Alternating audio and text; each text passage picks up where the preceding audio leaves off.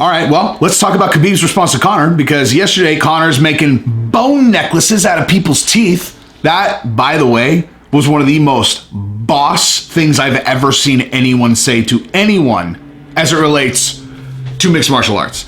I kept thinking about that after. I mean, I know I read it on here yesterday, but I'm gonna make a necklace out of your teeth is such a great line, dude. Especially given that it sounds like he was a little unhinged. He must have read something Gaethje said about him as a father. I don't even know what Gaethje said about him as a father, but it must have really pissed him off. But he talked about Khabib, called him a leg hugger, and Khabib, as per usual, does what he always does. Like, before I even lay out what that is, let me just say this. The consistency of trash talk between these two is kind of unbelievable. It is exactly the same all the time. Always. Conor goes deep. He's researching everything about all these guys. He's going for the jugular. And Khabib always just brings it back to the fight. Before they fought, he was like, cool, we're going to find out. Oh, you threw a dolly through the window? Why don't you just give me your location? I'll come by myself and I'll fuck you up. How about that? How about that?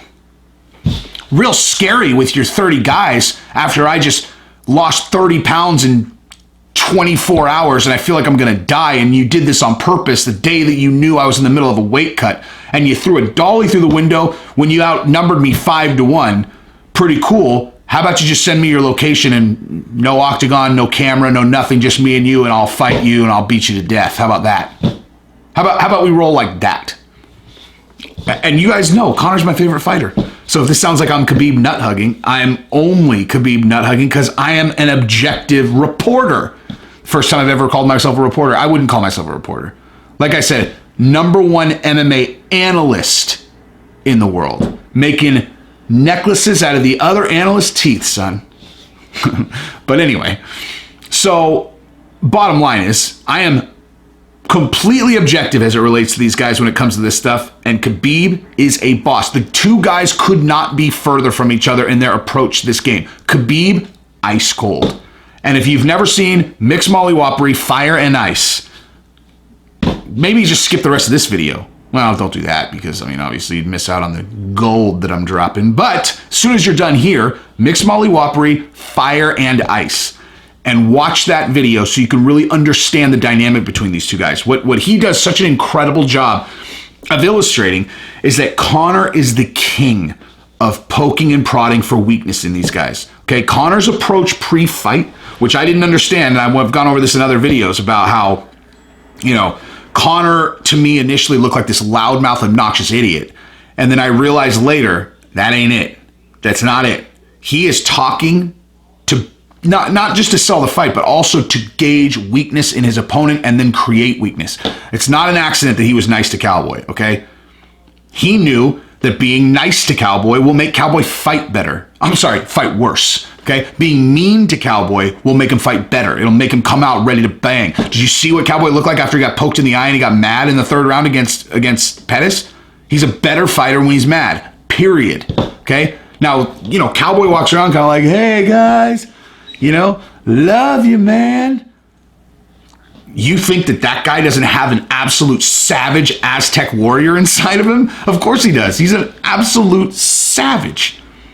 And you make him mad, and that's what you get. And Conor knows that because Conor's the best ever at sizing people up. And Khabib has no weaknesses. That's the whole thing. That's what Fire and Ice is about. It's about how Conor is the fire and Khabib is the ice. He is unbreakable. He will always bring it back to the fight, right? Oh, you threw a dolly through the window? Cool, let's just fight. And then, as per normal, Conor calls out the whole division, and then Khabib just brings it back to the fight. He's like, oh, I hugged your leg? Feel like maybe I held you down and broke your face for a few rounds, then choked you out until you tapped. I feel like that's actually a more accurate depiction of our engagement.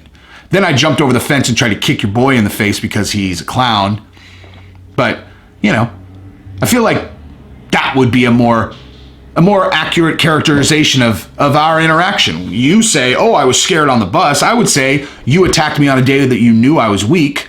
And then on the day when we got to actually get in the octagon and fight one-on-one, I choked you and strangled you until you asked someone to help you, because otherwise I would have killed you. You would have died at my hands. But luckily, there were cameras there and a referee and they saved your life. And then I jumped over the fence and tried to fight your entire team because I was so scared and I'm such a disgrace to fighters. I mean, what are you going to say to that? What are you going to say to that? I'm sure Conor will have lots to say about that. Although, till they fight again, he doesn't really have much to say about that because some things just supersede all the talk. And like, oh, we've already fought and I broke your face. That's the trump card. I feel weird every time I use that analogy now. Doesn't it, like, trump card no longer just means like, oh, that's me one-upping you. It's like, I don't want to alienate anybody in my audience, you know, by saying Trump. And if I do, you're a baby, okay? If me saying Trump makes you upset, you are a baby. And you should go watch another channel. Because over here, we're making fucking necklaces out of teeth and we say Trump. It doesn't mean that I'm fucking voting for the guy. Doesn't mean I'm not. I'm just not talking politics. You know what? I'm not even going to fucking vote. How about that? I'm not voting. I'm not going to vote. So who gives a fuck if I say Trump card? Jesus, get off my dick about Trump card. Fuck, man. Why are you guys so sensitive, huh? Jesus. Speaking of sensitive, Justin Gaethje. That was a hell of a thing to say about Justin Gaethje. You're managed by a jihadi terrorist. Again, someone said in the comments something like, you and Conor don't know what jihadi means. Okay. I mean, I feel like I have a pretty good idea, but also, I didn't call Ali Abdelaziz a fucking jihadi. I said he's an amazing businessman. I read a tweet that Conor said. I took my phone out, and I read Conor's Twitter feed out loud. And even from what I read, what about what Conor said makes it sound like he's making a definition of a jihadi anything. He just said he's a convicted jihadi. I have no idea. I'm just gonna anticipate that if I dig deep on that, that's probably not true, at least in the context that Conor is laying it out, because I don't feel like, you know, full jihadis go into UFC management and then pull together the strongest group of talent that any manager has ever done in the history of sport. You know, feel like the kind of jihadi that Conor is implying is like in the desert, doing things on camera that involve taking people's heads off their necks and not in the mixed martial arts context.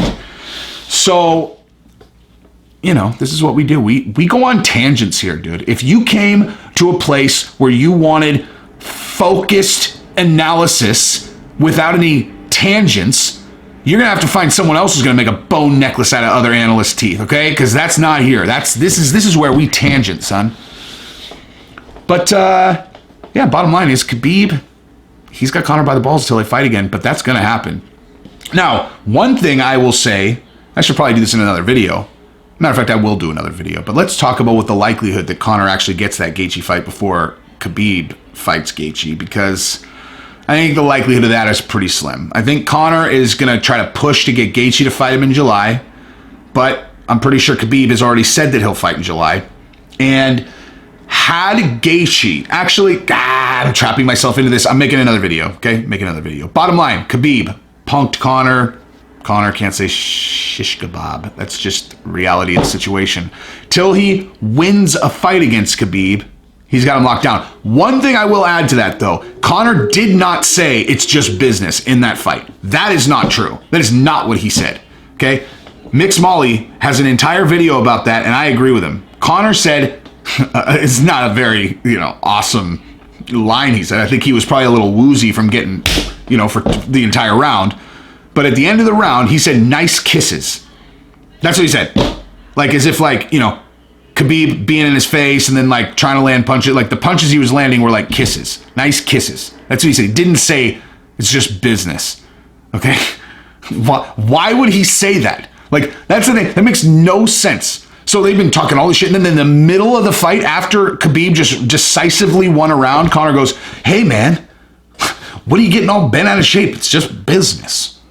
You know what? I'm going to do another video about that right now because I could talk about that all day too. Bottom line, this video, Khabib punked Conor on Twitter. Boom, done. Peace. Subscribe to the channel for God's sake.